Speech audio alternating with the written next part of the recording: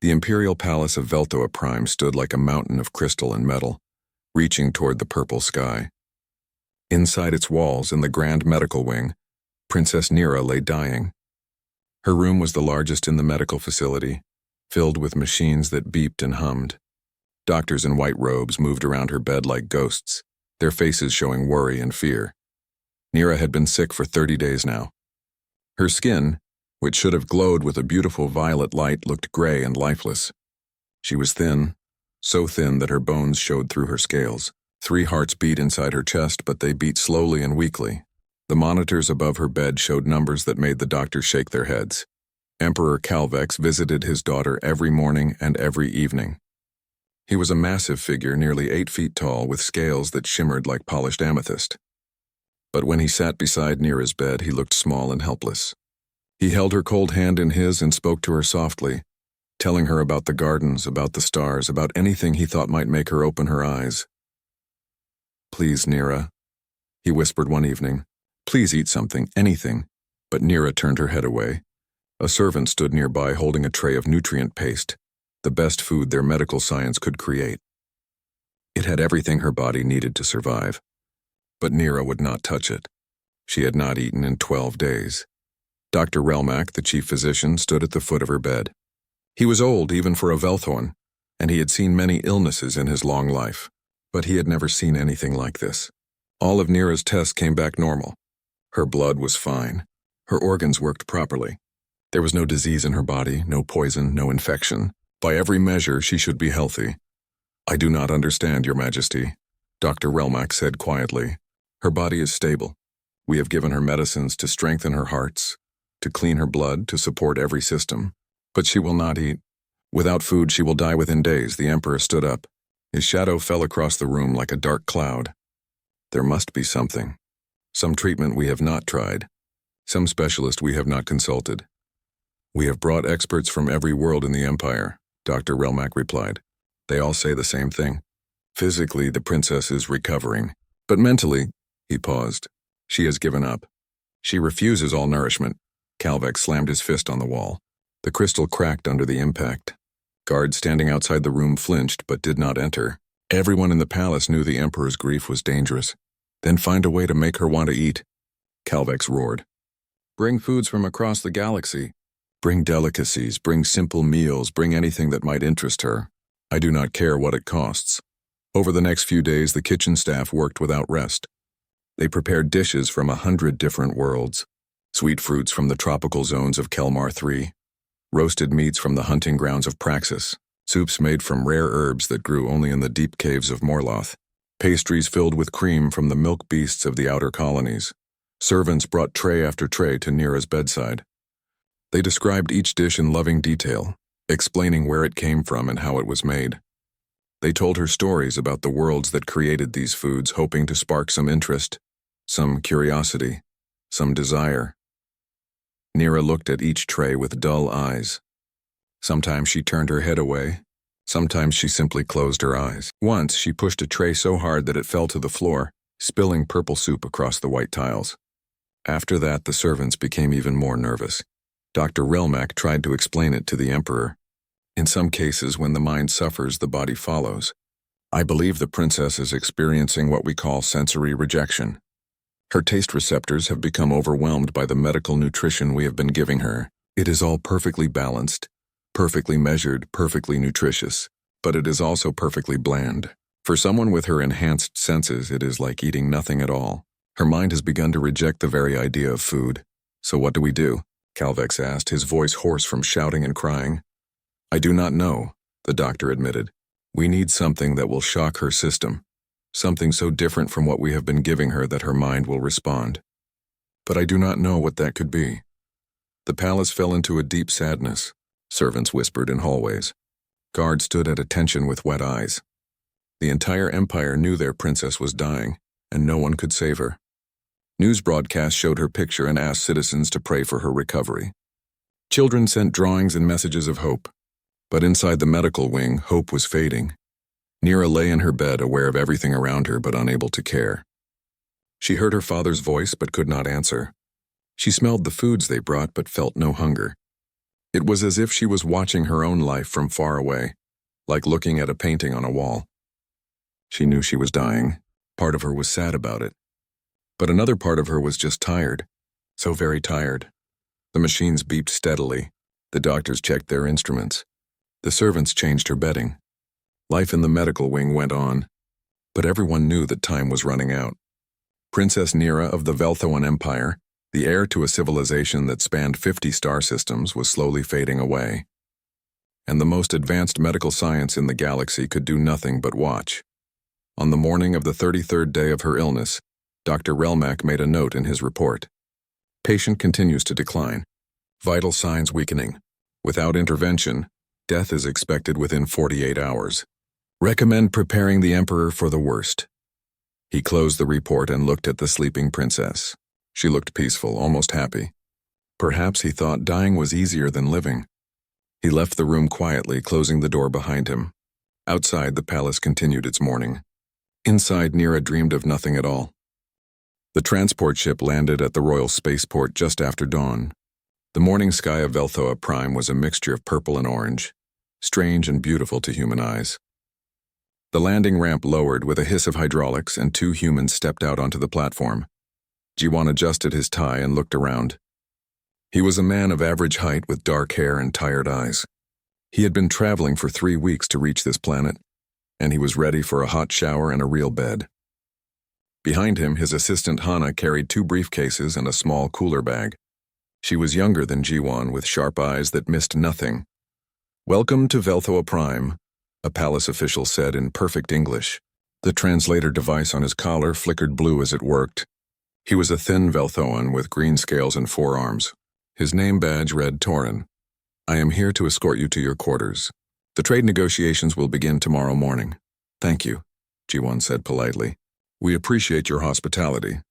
As they walked through the spaceport, Jiwan noticed something odd. The usual bustle of a royal facility was missing. Guards stood at every corner, but they looked tense. Officials moved quickly through the halls, speaking in low voices. No one smiled. The whole place felt like it was holding its breath.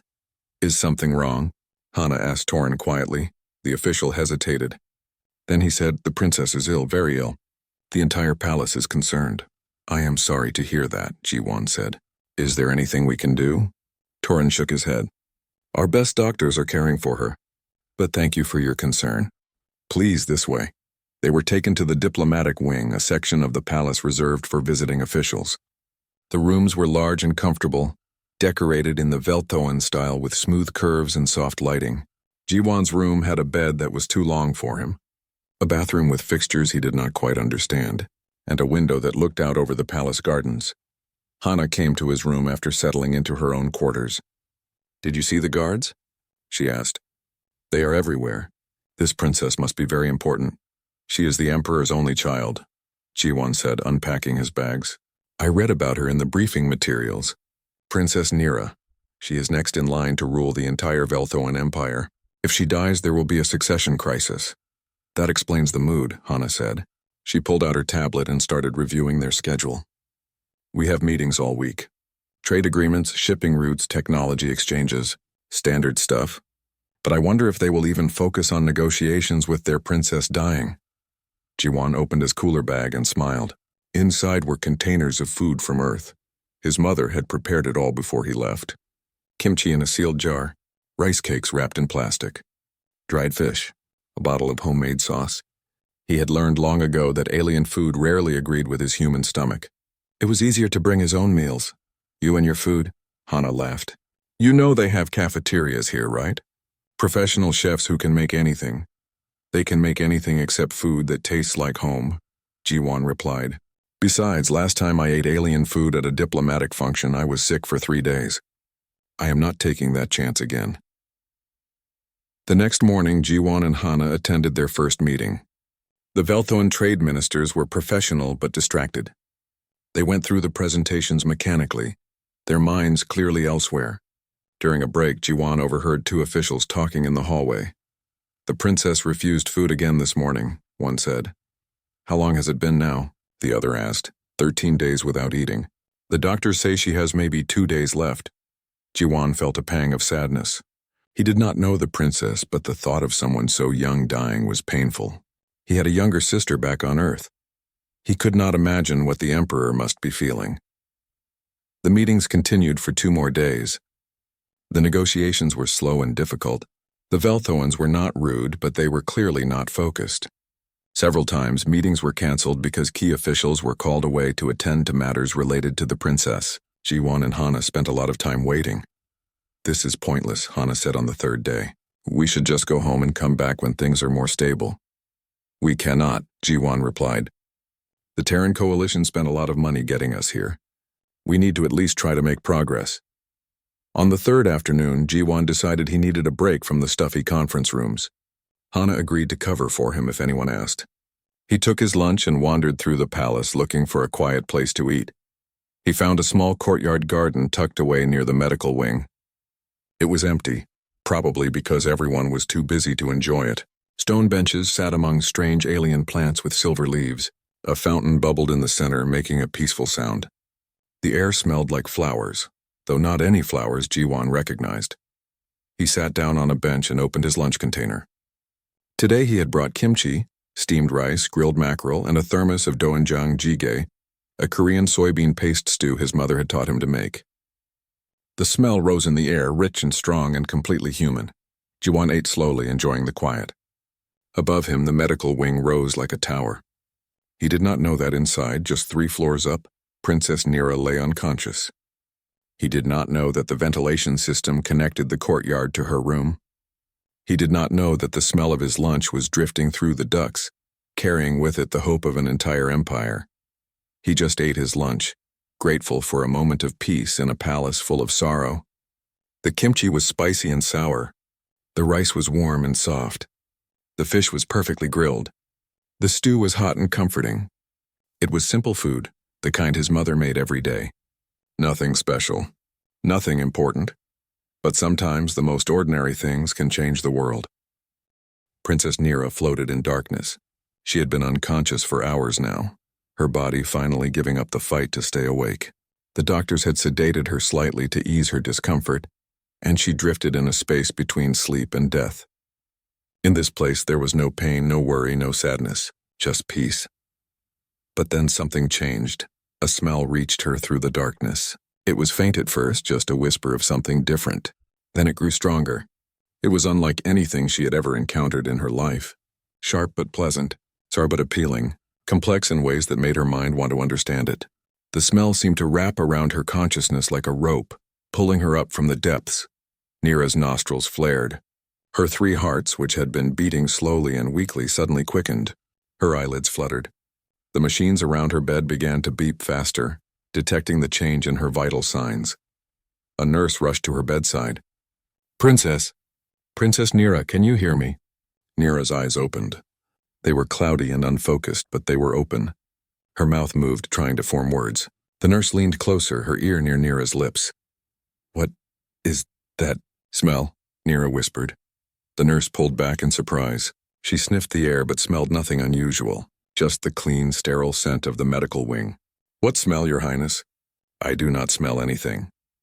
But Nira's sense of smell was far more sensitive than the nurse's. She could detect things that others could not, and right now something wonderful was calling to her. "Find it," she said, her voice gaining strength. "Find? What smells? Like that?" The nurse hit the emergency button. Within seconds, Dr. Relmack burst into the room, followed by 3 other doctors. They saw Nira awake and alert, her eyes focused for the first time in days. It was like watching someone come back from the dead. "Princess," Dr. Relmack said, rushing to her side. "You are awake. How do you feel?" "Hungry," Nira said simply. "What is that smell?" Dr. Relmack looked confused. "What smell, Your Highness?" "That smell," Nira said, frustrated. She tried to sit up, but her weak body would not cooperate. "Someone is cooking something.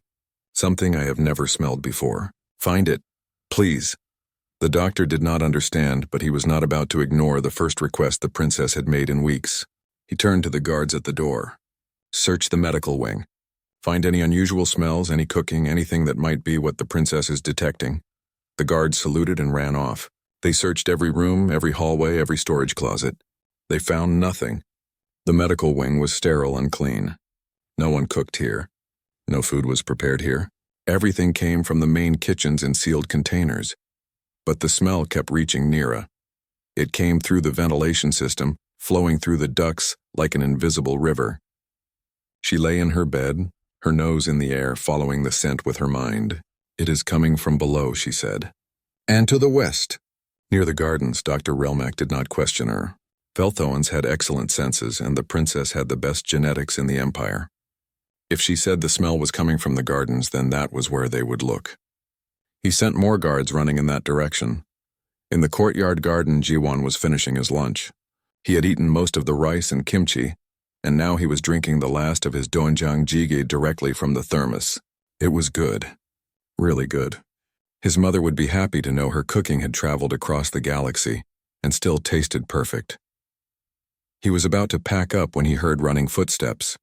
6 palace guards burst into the courtyard, their weapons drawn. Jiwon nearly dropped his thermos in surprise. "Freeze!" one of the guards shouted. "Do not move." Jiwon raised his hand slowly. "I am just eating lunch," he said carefully. "I am a diplomat. I have permission to be here." The guards surrounded him. One of them sniffed the air and wrinkled his nose. "What is that smell?" he demanded. "My lunch," Jiwon said, pointing to the containers on the bench. "Korean food from Earth, is there a problem?" The guards looked at each other. One of them spoke into a communication device. "Sir, we found the source. It is a human in the courtyard garden. He is eating something called Korean food." There was a pause. Then the voice of Dr. Relmac came through the device, excited and urgent. "Bring him to the medical wing immediately, and bring whatever he is eating." "What is going on?" Jiwon asked as the guards grabbed his arms. They were not rough, but they were firm. "I did not do anything wrong." "Come with us," the lead guard said. "The princess wants to know what you are eating." They escorted Jiwon through the palace at a near run. He tried to grab his lunch containers, but a guard was already carrying them, holding them carefully like they were made of gold.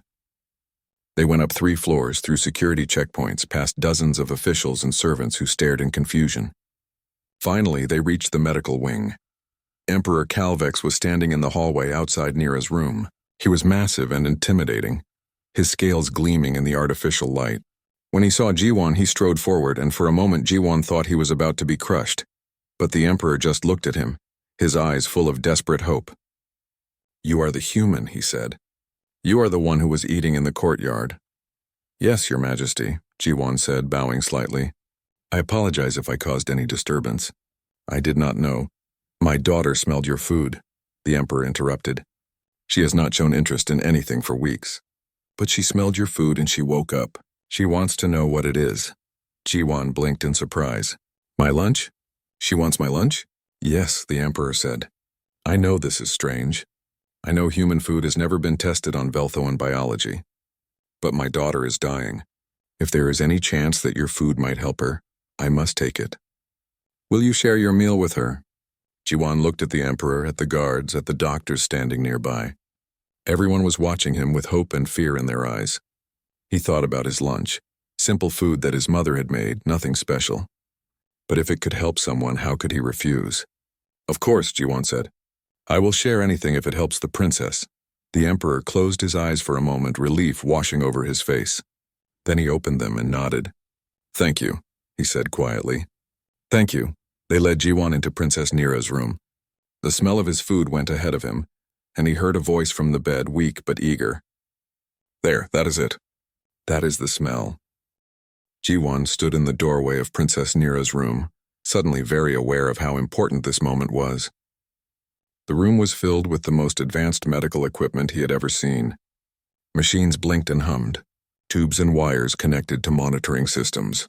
In the center of it all was a bed, and in that bed lay the princess. She was smaller than he expected. Most Velthoans stood 7 or 8 feet tall, but Nira looked barely 6 feet, and much of that was hidden under blankets. Her skin was a dull gray color, lacking the vibrant glow he had seen on other members of her species, but her eyes were alert now, fixed on the containers in the guard's hands. "Come closer," Emperor Calvex said to Jiwon. "Let her see you." Jiwon walked slowly to the bedside. He felt like he was in a dream. Just 30 minutes ago, he had been eating a quiet lunch in a garden. Now he was standing in front of a dying alien princess and her father, the ruler of an entire empire. Dr. Relmak stood on the other side of the bed, watching everything carefully. Nira looked at Jiwan with curious eyes. "You are human," she said. Her voice was soft, barely above a whisper. "Yes, Your Highness," Jiwan replied. "My name is Jiwan. I am a diplomat from Earth." "What were you eating?" she asked. Jiwan gestured to the containers. "It is called Korean food, from a region on Earth. My mother made most of it for me before I left home. There is kimchi, which is fermented vegetables, riska, which is a grain, grilled fish, and doenjang jjigae, which is a stew made from fermented soybean paste." Nira's eyes widened slightly. "Fermented," she repeated. "What does that mean?" "It means we let bacteria and yeast break down the food over time," Jiwan explained. "It changes the taste and makes it more complex. Humans have been doing it for thousands of years." Dr. Relmak stepped forward. "Your Majesty, I must express my concerns. We have no data on how Velthoan biology will react to human food. The fermentation process the human describes introduces bacteria that may be harmful. The spices and compounds could cause allergic reactions or toxicity. This could be dangerous." Emperor Calvex looked at his daughter. She was staring at the food containers with an intensity he had not seen in weeks. "What do you think, Nira?" he asked gently. "Do you want to try it?" "Yes," she said immediately. "I want to try it very much." The Emperor looked back at Dr. Relmak. "She has not eaten in 13 days. She is dying. What harm can it do now?" The doctor had no answer to that. He nodded slowly. "Very well, but I want full monitoring. At the first sign of adverse reaction, we stop immediately." Jiwan opened the container of kimchi and rice. The smell filled the room immediately, sharp and sour and spicy. Nira inhaled deeply, and her 3 hearts began to beat faster. The monitors beeped in response. "That smell," she whispered. "It is so alive." "That is the fermentation," Jiwan said. "It creates a lot of different flavors all at once." He looked at the medical team. "Should I just give her a small amount?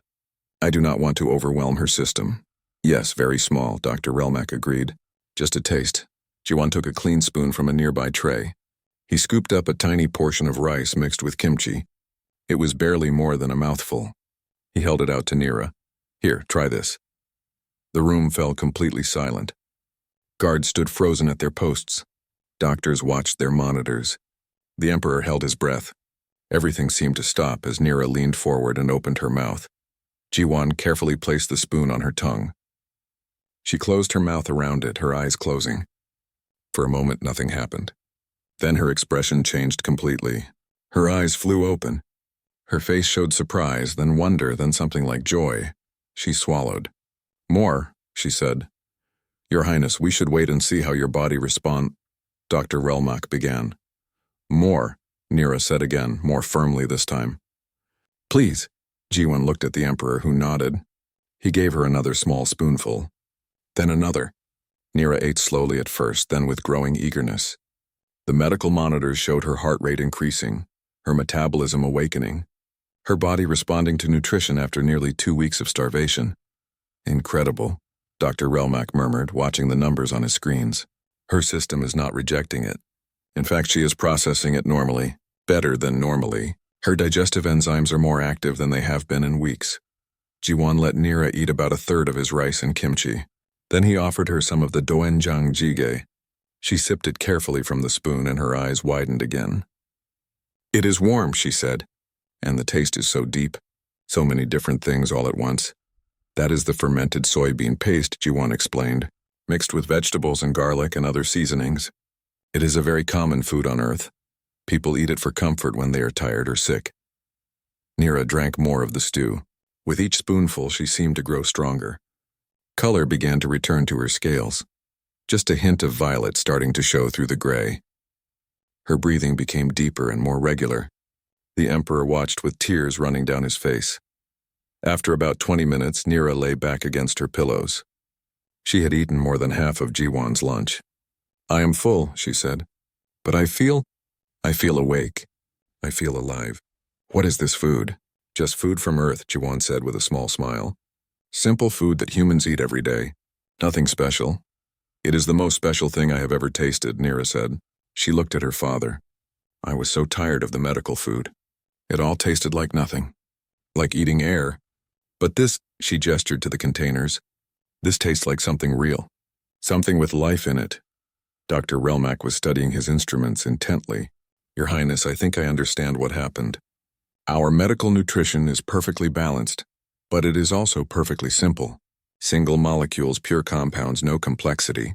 For someone with your enhanced sensory system, it must have been like eating the same flavorless paste over and over. Your mind rejected it because there was nothing to interest your senses. He turned to G1. Human food is different. It is complex with hundreds of different flavor compounds. The fermentation creates even more complexity.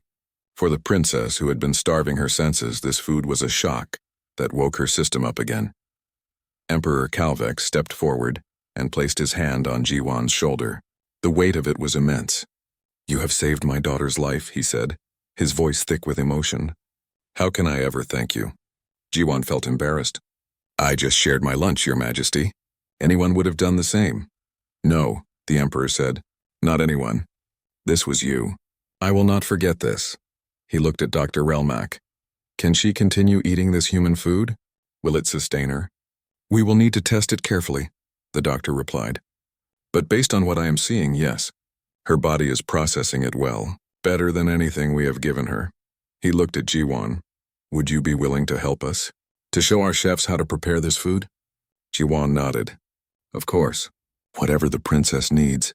Nira smiled for the first time in weeks. It was a weak smile, but it was real. Thank you, G1 from Earth, she said softly. You have given me back my hunger, and maybe my life. The palace kitchens had never been so busy. Dozens of chefs gathered around G1 as he explained how to prepare Korean food. They watched carefully as he showed them how to cut vegetables for kimchi, how to mix the spices, how to create the perfect balance of flavors. The head chef, a tall Velthoan named Mira, took detailed notes on everything. The key is patience, G1 explained as he demonstrated making doenjang jjigae. You cannot rush fermentation. It takes time for the flavors to develop properly. But once they do, the taste is much richer than anything made quickly. Mira sniffed the pot of stew bubbling on the stove. Her nose wrinkled at the strong smell, but she nodded. It is very different from our cooking. We focus on purity and simplicity, but I can see why the princess would find this interesting. Over the next 3 days, G1 worked with the kitchen staff to create a menu of Korean dishes adapted for Velthoan biology. Hana helped by researching which ingredients might be dangerous. They discovered that Velthoans could not process capsaicin well, so they had to reduce the spicy peppers in the kimchi. They also learned that too much salt could affect Velthoan heart rhythms, so they adjusted the seasoning. But the fermented foods worked perfectly. The bacteria and yeasts that broke down the vegetables and beans were harmless to Velthoans. In fact, they seemed to help the Velthoan digestive system work better. Dr. Relmack was fascinated by the results. It is remarkable, he told G1 during one of their meetings. The fermentation process creates compounds that stimulate the princess's taste receptors in ways our food never did. It is like the difference between hearing a single note and hearing a symphony. Both are sound, but one is so much more interesting. Princess Nira ate 3 meals a day now, each one prepared by G1 or under his supervision. Her recovery was dramatic. The gray color faded from her skin, replaced by the beautiful violet glow of a healthy Velthoan. She gained weight. Her 3 hearts beat strong and steady. The medical equipment was gradually removed as she no longer needed it. But more than her physical recovery, there was something else. Nira smiled now. She laughed. She talked eagerly about the food, asking G1 questions about Earth and its cultures. The sadness that had hung over her like a cloud was gone. Tell me about your home, she said one afternoon as G1 brought her lunch. It was bibimbap, a Korean dish of rice topped with vegetables and a fried egg. He had adapted it to use Velthoan vegetables, but the concept was the same. I grew up in Seoul, Ji-won said, setting the tray on her table. She could sit up now, and even walk a little with assistance. It is a big city with millions of people. Very crowded, very busy. My family lived in a small apartment. My mother cooked every day the same dishes her mother taught her. Do you miss it? Nira asked, mixing the rice and vegetables together the way he had shown her. Sometimes, Ji-won admitted, but I like traveling. Meeting new people, seeing new worlds. That is why I became a diplomat. Nira took a bite of the bibimbap and closed her eyes, savoring the flavors. This is good. Different from yesterday's food, but still good. How does Earth have so many different foods? Earth has many cultures, Jiwon explained. Different regions, different climates, different histories. Korean food is just one type. There is also Chinese food, Italian food, Indian food, Mexican food, hundreds of different cuisines, each with its own style and flavors. I want to try them all, Nira said, her eyes bright with excitement. I want to taste everything Earth has to offer. Jiwon laughed. That would take years, maybe a whole lifetime. Then I will start now, Nira said firmly. I have been given a second chance at life, Jiwon. I will not waste it eating bland medical paste. I want to experience everything. Emperor Calvex visited his daughter every day, and each time he saw her, he looked more relaxed. The weight of grief had lifted from his shoulders. He often brought Jiwon small gifts, tokens of gratitude that embarrassed the human diplomat. Please, Your Majesty, Jiwon said one day when the emperor tried to give him a jeweled bracelet. I do not need payment. I am happy to help. You saved my daughter, Calvex said simply. I can never repay that debt, but I can try. He pressed the bracelet into Jiwon's hand. Please accept this. It would honor me. Jiwon took the bracelet, knowing that refusing would be an insult. Thank you, Your Majesty. On the 7th day after Nira's recovery began, Dr. Relmak declared her healthy enough to leave the medical wing. It was a cause for celebration throughout the palace. Servants decorated the halls with flowers. Musicians played in the gardens. The entire staff seemed to breathe easier. Nira walked out of the medical wing on her own feet, though nurses stayed close just in case. She wore a simple robe of pale blue, and her scales shimmered with health. She looked like a different person from the gray, dying creature she had been just a week earlier. Jiwon and Hana were invited to a private dinner with the royal family to celebrate. It was held in a small dining room, intimate and warm. Emperor Calvex sat at the head of the table, with Nira on his right and Jiwon on his left. Hana sat beside Jiwon, looking slightly overwhelmed by the honor. The meal was a mixture of Velthoan and Korean dishes. The kitchen staff had worked hard to create something that honored both cultures. There was rice and vegetables, fish prepared in Korean style, and even a version of kimchi made with Velthoan ingredients. This is wonderful, Nira said, tasting everything eagerly. Mira and her team have learned so quickly. They are excellent chefs, Jiwon agreed. They just needed to learn a new approach to cooking. The emperor raised his glass, which contained a sweet Velthoan drink. I want to make a toast, he said, to Jiwon of Earth, who showed us that sometimes the best medicine is not found in a laboratory, but in a kitchen. You have given me back my daughter, and for that you have my eternal gratitude. Everyone raised their glasses. Jiwon felt his face turn red with embarrassment, but he smiled and nodded his thanks. After dinner, Nira asked if she could speak with Jiwon privately. They walked together in the garden where he had eaten his lunch that first day. It felt like a lifetime ago, though it had only been a week. I want to understand something, Nira said as they walked slowly along the stone path. Why did you help me? You did not know me. I was nothing to you. Jiwon thought about the question. Where I come from, when someone is hungry, you feed them. It does not matter who they are. It is just what you do. On my world, people are not always so kind, Nira said quietly. Power and position matter. People help those who can help them in return. That seems like a sad way to live, Jiwon said. Nira nodded. It is, but maybe it can change. You have changed me, Jiwon. I was so lost in my sadness that I wanted to die, but your food woke something up inside me. It reminded me that life can be interesting and surprising, that there are still new things to discover. She stopped and turned to face him. I want to learn more about Earth, about humans, about all the different ways people live and think and create. Will you teach me? Jiwon smiled. I will teach you everything I know. Though I warn you, I am just one human. We are all different. That is what makes you interesting, Nira said. She looked up at the stars, visible now in the darkening sky. Thank you, Jiwon, for everything. They stood together in the garden, a human diplomat and an alien princess, united by something as simple as food. And in that moment, neither of them knew that this was just the beginning of something much larger. 2 weeks after Princess Nira left the medical wing, Jiwon found himself in a very strange position. He was no longer just a diplomat working on trade agreements.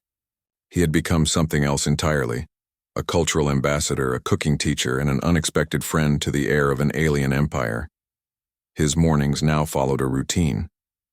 He would wake early and go to the palace kitchens to work with Mira and her team.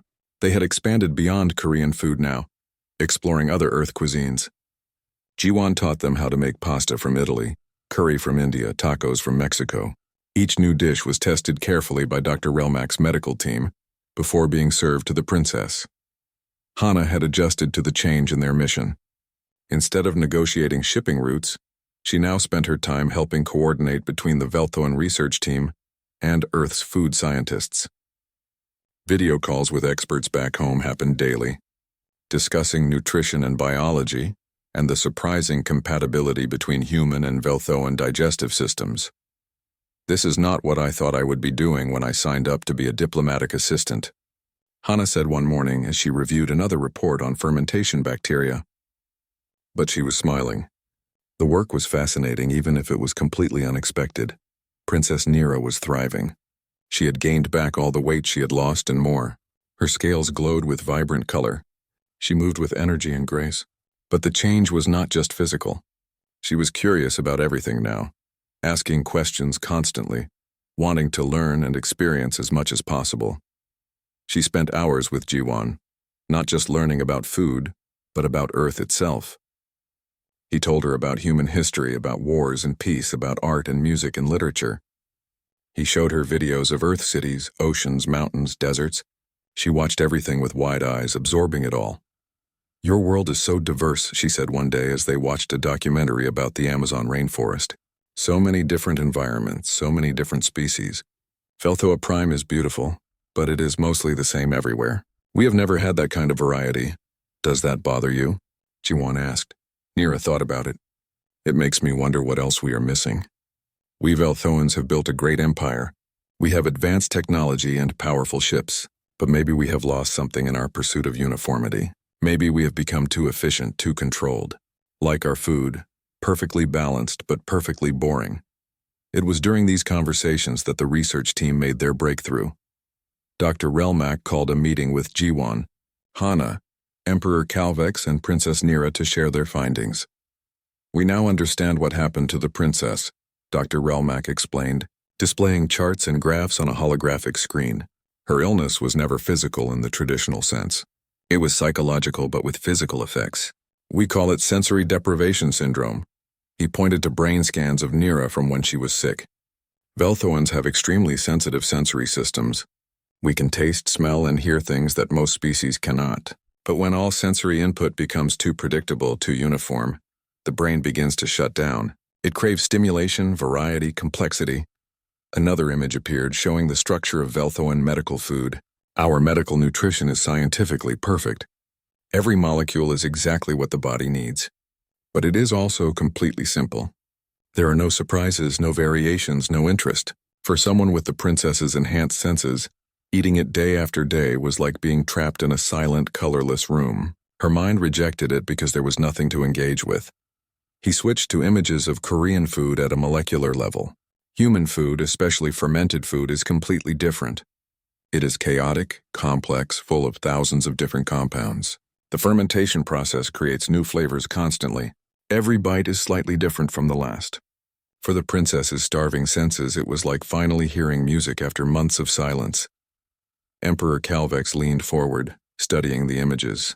"Are you saying that our food is too perfect? That we have made it too pure?" "In a way, yes," Dr. Relmak said. "For most Velthoans, it is fine. But for those with enhanced senses like the princess, it is not enough. They need more complexity, more variety, more chaos." "That explains why I felt so dead inside," Nira said quietly. "I thought I was dying of some disease. But really I was dying of boredom," Hana spoke up. "This has implications beyond just the princess's health. If other Velthoans experience this even to a lesser degree, it could explain a lot of social issues." Dr. Relmak nodded. "We have been reviewing data. Depression rates among our population are higher than we thought was normal. Creative output has declined over the past century. Many Velthoans report feeling disconnected or numb. We always assumed these were inevitable parts of modern life. But what if they are symptoms of the same problem? What if our pursuit of perfection has made life too bland?" The room fell silent as everyone absorbed this information. It was a shocking revelation for the Velthoan Empire, which had always prided itself on its efficiency and advancement. Finally, the Emperor spoke. "What do you recommend?" Introduce variety, Dr. Relmack said. Not just in food, but in everything. Art, music, architecture, daily life. The empire has become too uniform. We need to rediscover chaos, messiness, unpredictability, the things that make life interesting. Like humans, Nira said, looking at Jiwon with a smile. Jiwon laughed. We are definitely messy, but it keeps life from being boring. Over the following weeks, a plan took shape. The Velthoan Empire would establish a cultural exchange program with Earth. Human chefs would come to teach Velthoan cooks. Human artists would collaborate with Velthoan creators. Human teachers would share their diverse perspectives with Velthoan students. But it would not be just one direction. Velthoans would also go to Earth, learning from humans while sharing their own knowledge. The goal was not to make Velthoans more human or humans more Velthoan, but to let both species learn from each other's differences. Jiwon found himself appointed as the director of the program, much to his surprise. I am just a mid-level diplomat, he protested to the emperor. There are much more qualified people for this.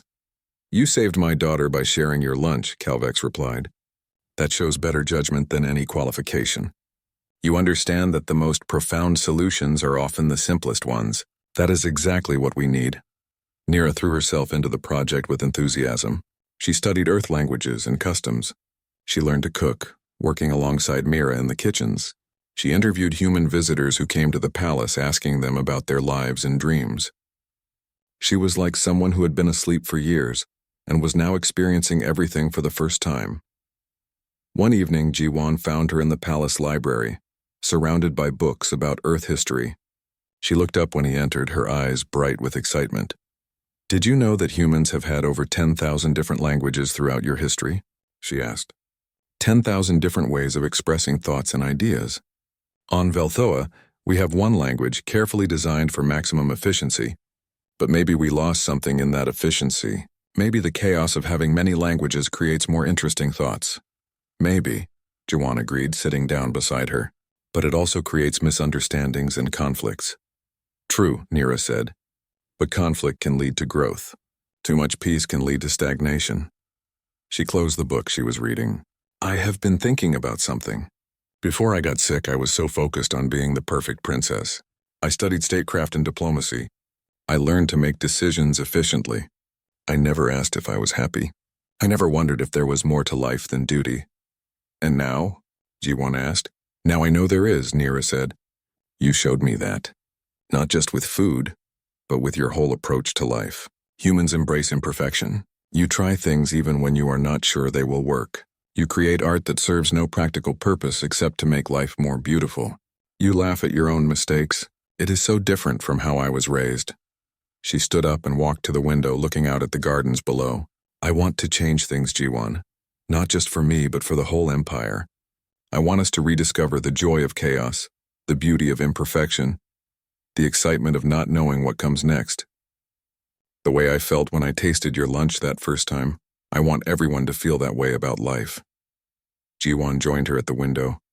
That is a big goal. I know, Nira said. But I think it is worth trying. Do not you? Yes, Jiwon agreed. I think it is. They stood together looking out at the alien sky, planning a future where two very different species would learn to appreciate each other's chaos and order, variety and stability, imperfection and efficiency. It had all started with a simple lunch shared in kindness, but it was growing into something much more important, a bridge between worlds built one meal at a time.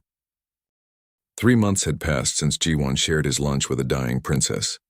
Now he stood in the grand hall of the imperial palace, surrounded by hundreds of Velthoan nobles and officials. At the front of the hall, on a raised platform, sat Emperor Calvex and Princess Nira. They were about to make an announcement that would change the relationship between their empire and Earth forever. Jiwon felt nervous.